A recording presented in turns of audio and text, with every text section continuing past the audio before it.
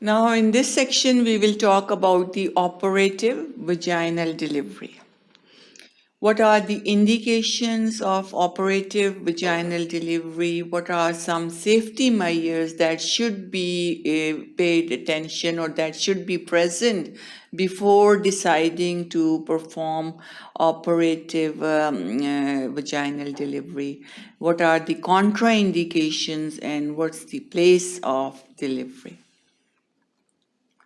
So, operative vaginal delivery, it is a vaginal birth with the use of any type of forceps or vacuum extractor ventouse.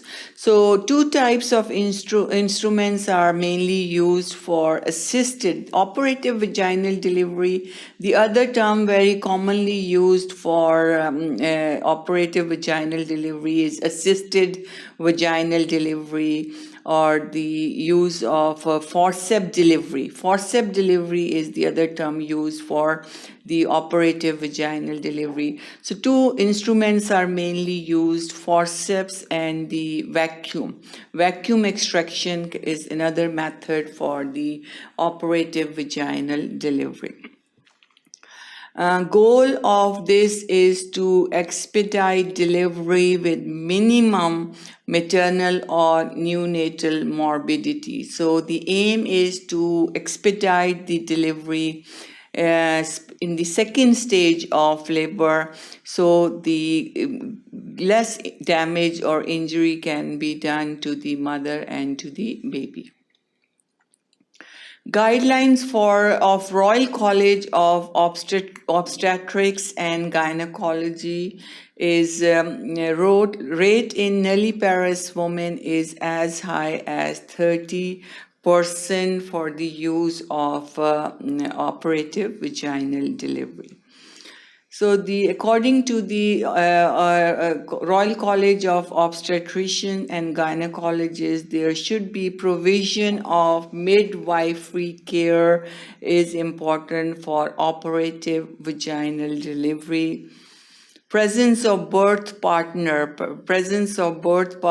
is important, should be present, and delayed pushing in second stage can lead to the use of instruments or use of forceps and the vacuum for the delivery, because the pushing is less and that pushing can lead to prolonged second stage of the labor.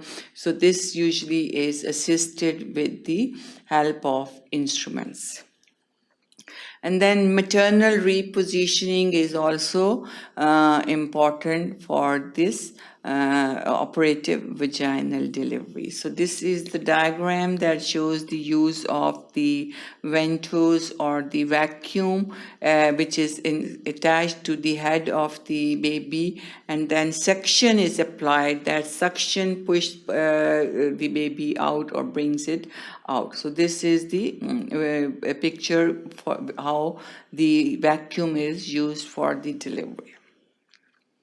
The indications for the use of instruments, we have two indications, neonatal and maternal. Neonatal indications are most common fetal factor is suspected fetal compromise.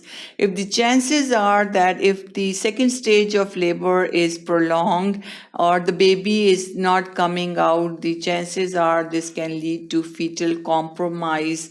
Then it is always recommended to use the operative vaginal delivery or to perform operative vaginal delivery to reduce the chances of fetal compromise. The maternal indications are usually the prolonged active second stage of labor is the maternal indication. If the labor is not progressing in the second stage, it's an indication for the use of the instruments. inefficient uterine activity, the 3 Ps. When we were talking about the stages of the labor, we talked about the 3 Ps, very important: the power or the push by the mother, and then the passage, and then the passenger. So the maternal indication, usually if there is inefficient uterine activity or poor maternal pushing powers, and then if it's less favored pelvic shape, tight perineum, passages are not favorable for the normal delivery, then the operative vaginal delivery is performed.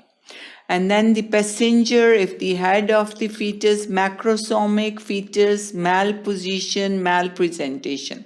So maternal indications include all 3 Ps. Pressures are not good, the passages are not favorable, and the passenger is not favorable for the normal vaginal delivery. All these are the indications for performing operative procedure. Some other indications for operative vaginal delivery: fetal, as we already mentioned, fetal compromise is the most important indication, like abnormal pH or lactate on fetal blood sampling, thick meconium. Maternal indications are nulliparous women, lack of progress for 3 hours, with regional anesthesia, or 2 hours without regional anesthesia. So if the progress is slow, if it's like 3 hours and 2 hours, then it's an indication. Similarly, multiparous women with the lack of progress for 2 hours with anesthesia and 1 hour without, that's an indication. Maternal exhaustion, if by pushing the mother becomes so exhausted she cannot push any further, then it's an indication for assisted delivery. If there is vomiting, distress, other medical conditions can also be an indication, like cardiac disease, hypertensive crisis, any uncorrected cerebral vascular malformations, myasthenia gravis, spinal cord injuries. All these are the different indications, maternal indications for assisted vaginal delivery. Some indications can be combined indications, which are both fetal and maternal indications. Usually when both conditions are present, the threshold to intervene may be lower if the both fetal compromise and maternal conditions are present. Then we should think about performing the operative delivery earlier as compared to the only conditions for the mother or the fetus. Next, we will talk about the classification of operative vaginal delivery. What are the classification, at what level when we need to assist the delivery. Outlet, when the fetal scalp visible without separating labia, fetal skull has reached the pelvic floor. At the outlet, when the fetal head reaches the pelvic floor, that is the outlet. Low lying, when the sagittal suture is in anteroposterior diameter or right or left occiput anterior or posterior position. Rotation does not exceed 45 degrees. That's low lying. Fetal head is at or no on perineum. So that's the low lying. Mid cavity is the leading point of the skull, is at station plus 2 centimeter. Station 0 is the ischial spines are considered station 0. As the head keeps moving down, it's plus, and the upper it's minus position. So when the head is at plus 2 centimeter or more, but not on the pelvic floor, that's the mid cavity, rotation of 45 degree or less, rotation of more than 45 degrees. So these are the different classifications. High, not appropriate, therefore not included in classification. Station -2 or above. So high lying head or the baby is not an indication for the application of forceps or vacuum. It is only performed when the head reaches the pelvic floor or when it is low or at the mid cavity levels, and in the low level the head is at the perineum, and then mid when head is at station +2. So all these are different classifications of operative vaginal delivery. Next, what are some safety measures that should be looked for before applying or before using the operative vaginal delivery?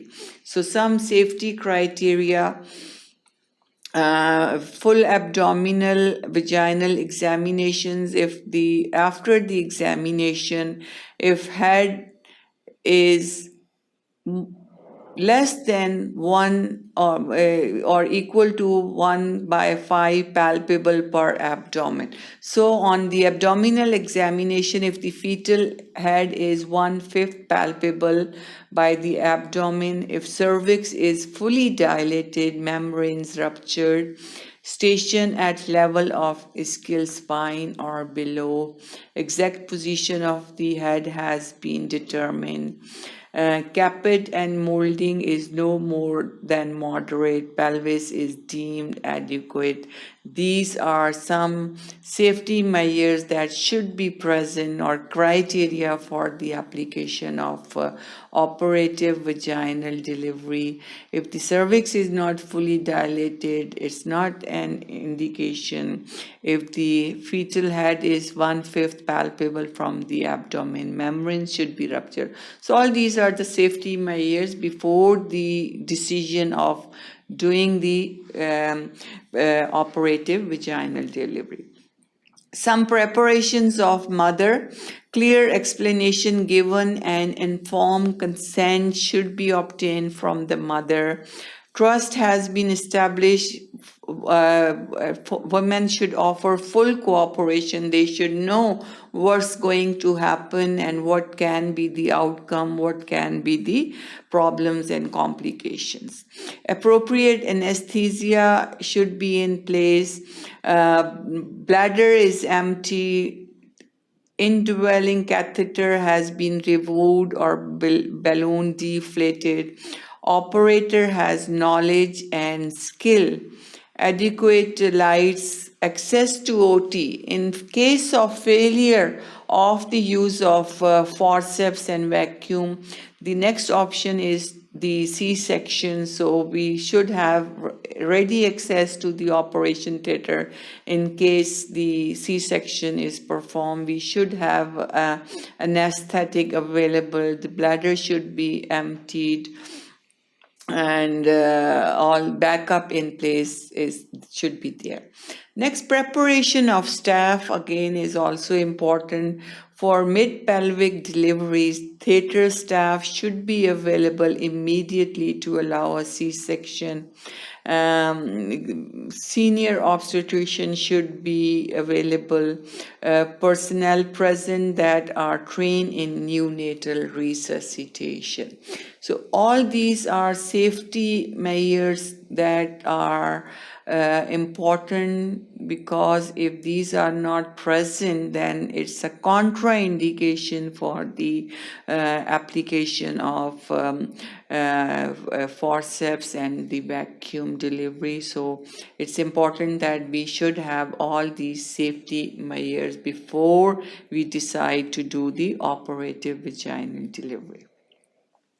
Some contraindications: if safety criteria is not met, all the safety criteria or safety measures We discussed in the previous slide, if they are not present, it's the contraindications, then the operative vaginal delivery should not be performed. No use of ventos in gestation of less than 34 completed weeks. Gestational age 35 to 36 weeks.